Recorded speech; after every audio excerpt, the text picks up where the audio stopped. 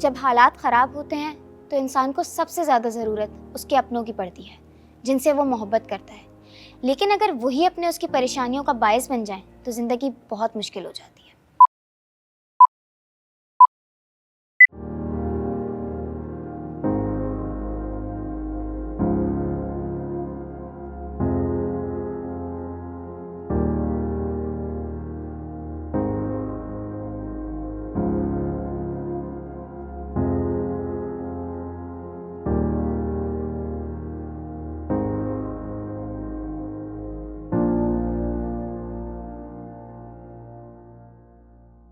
मेरा नाम अरसलना है।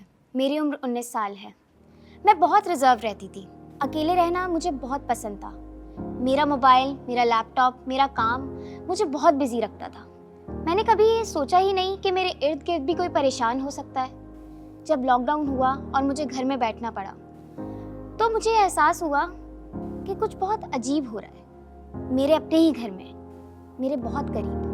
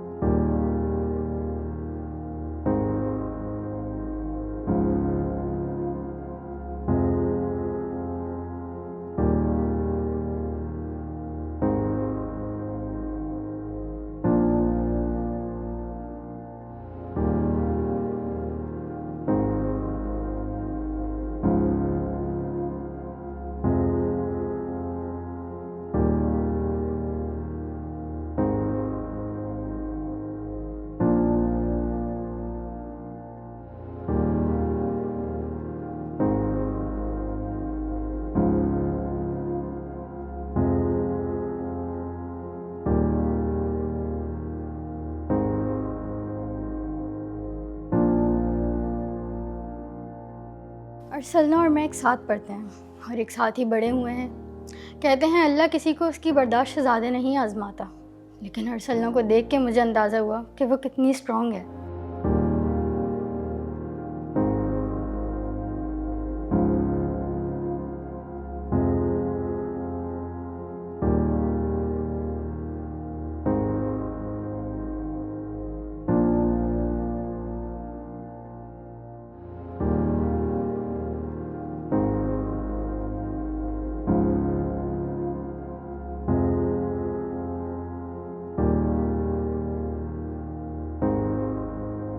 लोग समझते हैं कि मैं बहुत स्ट्रांग हूँ, लेकिन ये बात सिर्फ मैं ही जानती हूँ कि डिप्रेशन से लड़ना मेरे लिए कितना मुश्किल था। जबकि मैं डिप्रेशन का शिकार भी नहीं थी। और लॉकडाउन में मुझे ये रियलाइज़ हुआ कि मेरी अम्मी शदीद डिप्रेशन का शिकार थी।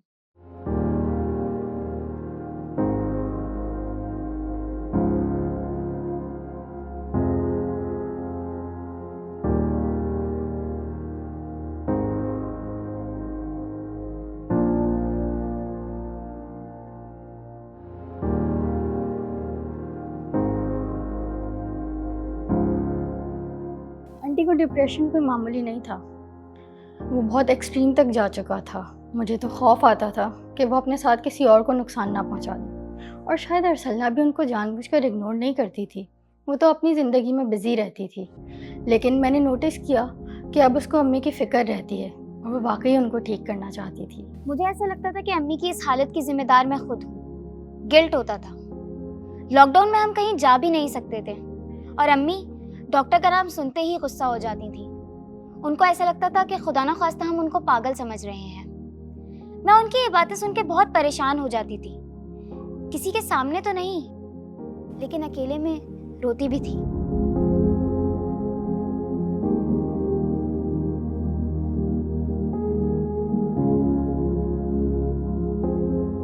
मैंने उसको कभी रोते हुए नहीं देखा था।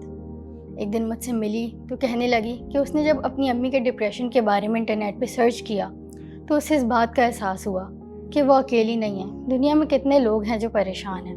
बस इसी चीज़ से उसको सपोर्ट मिली और उसने इंस्टाग्राम पर एक पेज बनाया जिससे लोगों को डिप्रेशन के बारे में अवेयरनेस मिल सके।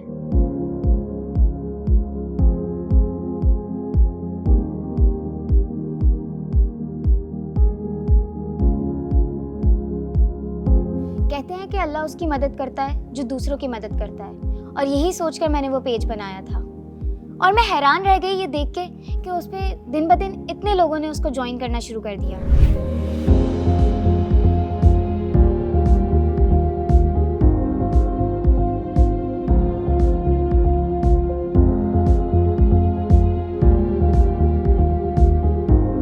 डिफरेंट डॉक्टर्स और साइकेट्रिस्ट ने भी ज्वाइन किया और उस पर डिफरेंट लाइव सेशंस किए।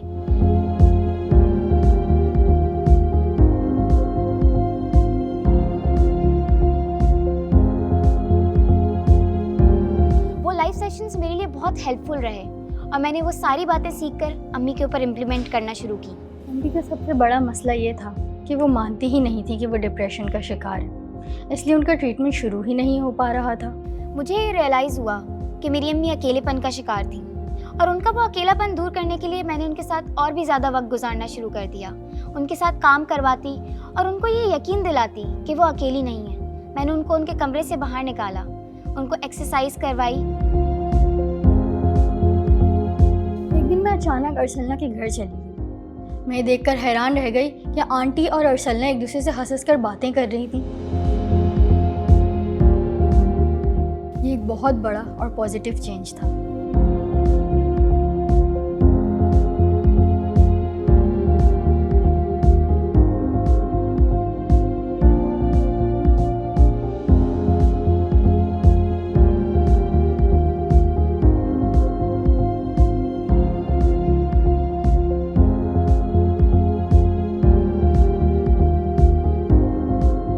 वो हमारा वक्त चाहती थी जो हमें लॉकडाउन की वजह से मिला और हमने उनके साथ गुजारा।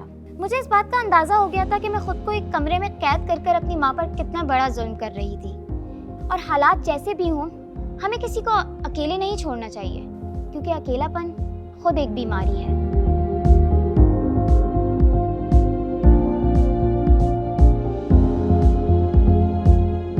मैं बस इतना ही कहूँगी कि अगर आपके इर्द गिर्द कोई ऐसा है जो खामोश रहता है, ज़्यादा बात नहीं करता या ज़्यादा सोशल नहीं है, तो आप खुद उससे जाकर बात करें। उससे पूछें कि वो क्या चाहता है या क्या चाहती है।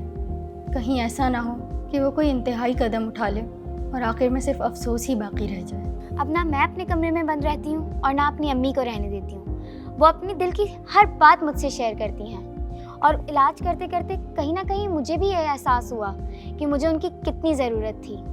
अब हम सब खुश हैं, साथ हैं और हम एक दूसरे से अपने सारे दुख दर्द शेयर करते हैं।